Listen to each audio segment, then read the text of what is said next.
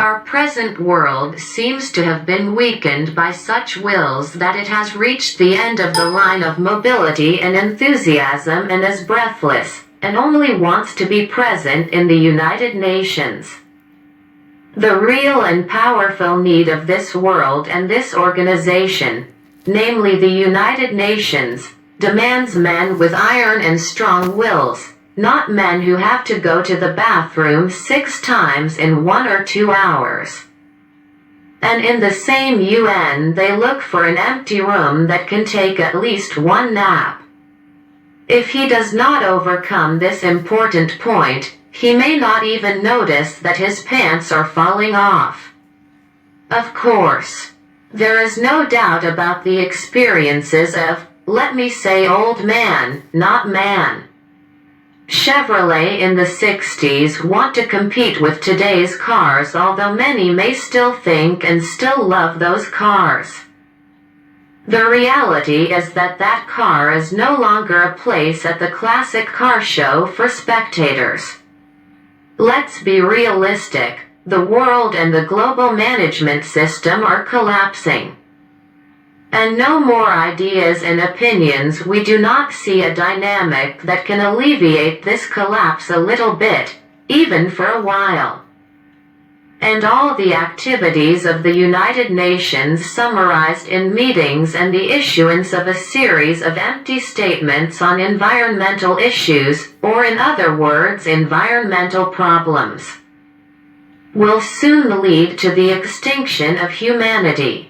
The United Nations does not think it is time for compliments. Terror is rampant everywhere. Creatures, both humans and animals, are facing tragic events. And we only see and sometimes allocate a small budget to some of them. It does not give disaster, crisis and damage. It seems that the work of these words is over. I am no one. But your tolerance with rebellious countries and companies that have destroyed the world is glamorous. But it is like a rotten apple that has been eaten and rotten from the cream with the participation of tasteful, young, intelligent and of course compassionate people. Let us bring life back to life.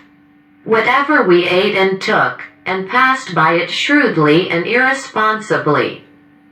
It is enough. This chain will be followed by a great catastrophe. Every creature, from the ant to the largest in this chain, is just as important. Let's save the earth and its creatures. Forgiveness is enough. Do not ignore the rebels. These are the ones who do not even think about the lives and lives of their children. Let us be worthy, smart and young. In controlling the population, we must act smartly.